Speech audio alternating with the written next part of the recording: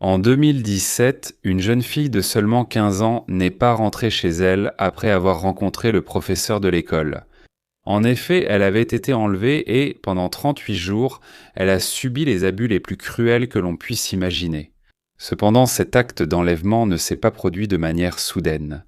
Pendant des mois, le professeur a manipulé et attiré la jeune fille, lui mettant des idées en tête dans un esprit fragilisé par divers problèmes familiaux au fil des années. Au final, elle a fini par y aller d'elle-même, sans s'en rendre compte, à la rencontre de celui qui n'était autrefois que son professeur, mais qui était maintenant son ravisseur. Aujourd'hui, vous allez découvrir l'affaire d'Elizabeth Thomas.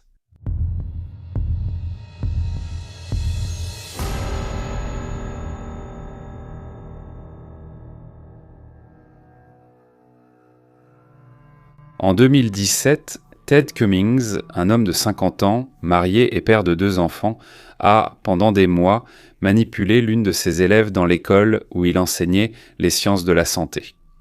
Dans son esprit malveillant et malade, il a tout fait de manière très patiente et habile pour avoir uniquement pour lui l'une de ses élèves, Elizabeth Thomas, âgée de 15 ans. Elizabeth est née en 2002 et elle était la fille de Kimberly et Anthony Thomas. Elle avait 9 autres frères et sœurs et ils vivaient tous dans le Tennessee, aux États-Unis. Au début, les enfants n'allaient ni pas à l'école car ils recevaient une instruction à domicile. Anthony passait toute la journée à travailler et Kimberly était responsable de tout à la maison, la nourriture, le ménage et l'éducation des enfants. Au final, les enfants voyaient très peu leur père. La vie de famille était un véritable chaos. Parce que Kimberly négligeait pratiquement tous ses enfants, elle ne leur portait pas beaucoup d'attention ni d'amour. D'ailleurs, elle semblait plutôt frustrée par la vie qu'elle menait et elle reportait cette frustration sur ses enfants. Kimberly les agressait presque tous les jours, à un niveau si pervers que, souvent, certains d'entre eux avaient la tête frappée contre le mur ou les meubles. En novembre 2015, Elizabeth, qui avait encore 14 ans, et sa sœur Sarah en ont eu assez de toute cette violence et ont dénoncé leur mère aux services sociaux. Kimberly a nié les accusations, s'est déclarée innocente, a dit que tout cela était un mensonge de la part de ses enfants. Mais certaines marques physiques et le témoignage de chacun d'eux ne lui ont laissé aucune échappatoire. Kimberly a été arrêtée, mais elle a fini par conclure un accord avec la justice avant le procès. Elle devait payer une caution de $3 000 et rester éloignée de tous ses enfants jusqu'à ce qu'ils atteignent la majorité. Elle n'a pas perdu son statut de mère, seulement la garde. Une fois adulte, chaque enfant décidera de maintenir ou non le contact avec elle. Pendant toute cette procédure, Anthony a affirmé ne rien savoir de ce qui se passait, et d'après le témoignage des enfants, il n'était effectivement jamais présent lorsque les événements se produisaient. Il a demandé le divorce de son épouse et a commencé à s'occuper de tous les enfants. Faute de moyens pour poursuivre l'enseignement à domicile, il a inscrit tous les enfants à l'école publique. La plupart des enfants, y compris Elizabeth, allaient maintenant découvrir l'environnement scolaire pour la première fois. Et à 14 ans, le processus de socialisation, pour quelqu'un qui avait à peine des amis et encore moins connu le contact avec le monde extérieur, cela a été très difficile. Elizabeth peinait à s'intégrer à l'école, timide et réservée, elle avait du mal à se faire des amis. Et tout cela, accumulé avec tous les traumatismes de sa vie, a fait que ce processus n'a vraiment pas été facile, jusqu'à ce qu'elle trouve du soutien auprès d'un professeur de sciences de la santé, quelqu'un qui, jusqu'alors, était connu de tous comme un éducateur populaire et amical. Ted Cummings, un homme de 50 ans, de 36 ans son aîné, marié depuis plus de 30 ans à une femme nommée Jill Cummings et père de 2 filles. Ted, en remarquant qu'Elizabeth était un peu isolée et éloignée des autres camarades, s'est un peu inquiété de cette situation et a décidé de s'approcher pour mieux comprendre ce qui se passait avec la jeune fille. Au fil du temps, Elizabeth a commencé à s'ouvrir à son professeur, confiant ses peines et trouvant du réconfort auprès de celui qu'elle a d'abord considéré comme un ami. Elle a expliqué ce qu'elle avait vécu avec sa mère et la difficulté à gérer la situation. Elle voulait consulter un professionnel de santé mentale pour avancer.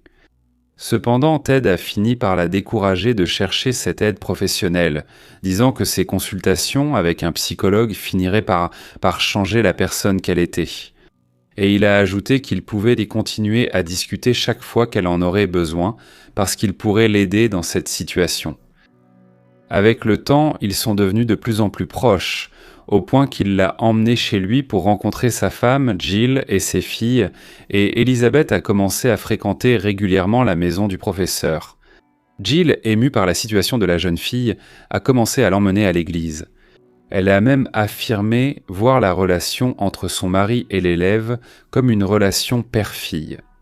Elle a même fini par considérer la jeune fille comme sa propre fille. Avec le temps, Elizabeth en est venue à voir en son professeur la figure d'un second père. Mais dès que Ted s'est rendu compte qu'il avait gagné toute la confiance dont il avait besoin de la part de son élève, il a commencé à changer progressivement son comportement.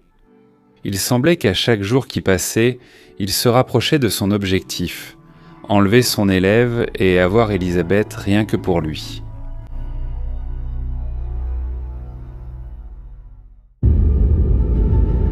Une fois la confiance établie, Ted a changé complètement de comportement. Il a beaucoup complimenté Elizabeth, lui disant qu'elle était très belle et attirante. Et les choses ont empiré de plus en plus, au point qu'il a commencé à aborder des sujets à connotation sensuelle, par exemple. Il a dit qu'il l'imaginait mince en bikini. Un jour au collège, après le cours, elle est sortie la dernière de la salle. Il l'a appelée, a répété ce comportement inapproprié, disant qu'elle était une très jolie fille, mais cette fois, il a dit qu'il l'imaginait nue. Il s'est penché pour l'embrasser de force. Elizabeth, complètement gênée, est sortie de la pièce et n'a voulu raconter à personne ce qui s'était passé, pour 2 raisons. D'abord, en réalité, elle n'avait personne en qui elle avait confiance à qui le dire, et ensuite, c'était une fille complètement introvertie. Et même si elle avait eu le courage d'en parler à quelqu'un, cela aurait pu être l'occasion pour que les gens se tournent vers elle, la mettant au centre de l'attention, ce qu'elle ne voulait absolument pas. Elle a simplement commencé à imaginer que le professeur se trompait sur les choses et a décidé qu'elle allait s'éloigner. Mais malheureusement, son silence face à ce harcèlement n'a fait que donner plus de confiance au professeur, qui a continué avec son comportement. Au début, Ted faisait attention à adopter ce genre de comportement uniquement lorsqu'il était seul avec elle. Cependant, après cet incident, et en constatant que personne n'en avait eu connaissance, il semblait qu'il n'avait plus peur de rien. Il s'est mis à lui dire des phrases à double sens, même en présence d'autres élèves. Jusqu'à ce qu'au début de février 2017, il lui donne un baiser sur la joue. Devant une autre personne, une élève qui a trouvé cette situation complètement inappropriée et a rapporté l'incident à la direction. La directrice, en discutant avec lui, a reçu l'information que tout cela n'était qu'un malentendu et qu'il faisait simplement attention à une élève qui avait besoin de se sentir incluse. Mais, en présence d'une assistante sociale, Elizabeth a raconté ce qu'elle avait pu dire. Pas avec tous les détails, mais suffisamment pour qu'il détecte le comportement inapproprié du professeur et qu'il le renvoie le 6 du même mois. Ted était très irrité. Apparemment pour 2 raisons. D'une part, la raison du licenciement a fini par parvenir aux oreilles de sa femme et pendant tout ce temps, il disait que c'était une erreur. Auparavant, il avait un contact illimité avec Elizabeth, mais maintenant il restait à la maison toute la journée, sans rien faire, frustré et incapable de sortir la jeune fille de sa tête. À l'école, la peur d'Elizabeth s'est réalisée. Après le renvoi du professeur, le sujet a commencé à circuler dans les couloirs de l'école. Certains élèves ont commencé à mal interpréter la situation. Beaucoup ont commencé à faire du harcèlement, disant qu'elle était en couple avec le professeur parce qu'elle le voulait, la traitant de traînée, de prostituée. Bien qu'elle sache que tous avaient tort, sa vie scolaire est vite devenue un enfer. Cette semaine-là, après son renvoi, Ted a tenté de la contacter autrement, lui envoyant des messages par téléphone et sur les réseaux sociaux. Mais elle ne lui prêtait plus attention ni ne voulait le revoir. Elle était vraiment effrayée par toute la situation et, quand il s'est rendu compte qu'elle ne voulait plus de contact, il a commencé à lui faire du chantage psychologique. Ted disait que si elle ne répondait pas à ses messages et n'acceptait pas de le rencontrer, il mettrait fin à ses jours. Ou peut-être sa propre vie, car il devenait fou d'avoir perdu son emploi à cause d'elle. Il a commencé à blâmer la jeune fille pour tout ce qui se passait dans sa vie et lui a mis la responsabilité de tout régler sur les épaules.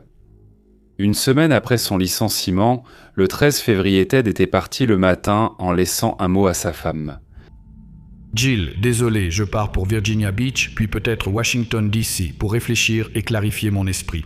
Juste pour clarifier mon esprit de toute cette confusion. Je ne fuis pas, je vais revenir, n'appelle pas la police, sinon ils vont penser que je me suis enfui parce que je suis coupable, mais je ne le suis pas. Je t'aime et je t'appellerai bientôt. S'il te plaît, pardonne-moi. » En même temps, Elizabeth est sortie et a dit à sa sœur Sarah qu'elle devait voir le professeur, sinon quelque chose de grave pourrait arriver. Elle a demandé de ne le dire à personne, mais aussi que, si elle ne revenait pas avant 6 heures du soir, elle appelle immédiatement la police. Et c'est exactement ce qui s'est passé. Les heures ont passé, Elizabeth n'est pas rentrée à la maison. Sarah a parlé avec son père et la police a été appelée avant minuit. La police avait déjà enregistré sa disparition et l'alerte Amber a été déclenchée, désignant Ted comme suspect. Pendant des semaines, personne ne savait où se trouvait la fillette, et encore moins ce à quoi elle était soumise entre les mains de ce prédateur.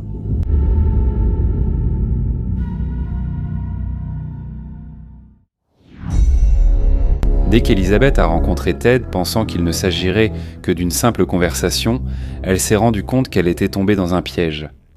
Le professeur a confisqué le téléphone de la fillette, l'a forcée à monter en voiture et s'est enfui hors de la ville. En route, il a jeté l'appareil par la fenêtre dans une rivière, proférant de nombreuses menaces tout du long. Ils se sont arrêtés dans un motel en chemin. Il a forcé la fille à teindre ses cheveux blonds en noir et lui-même s'est teint la barbe grise en noir aussi. Il a abusé d'elle dès le premier arrêt pour dormir. Le lendemain matin, alors qu'elle prenait sa douche, il est allé à la salle de bain et a répété ce qu'il avait fait la veille. Ces actes ont eu lieu presque quotidiennement.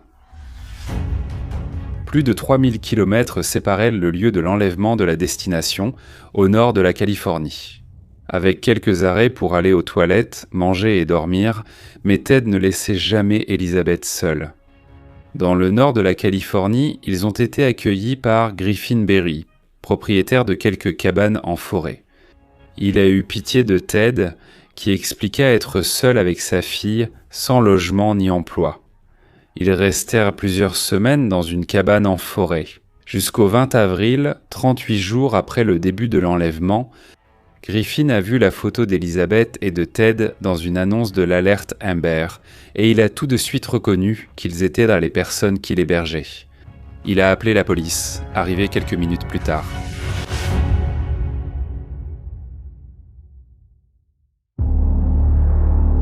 Elizabeth était soulagée de rentrer chez elle.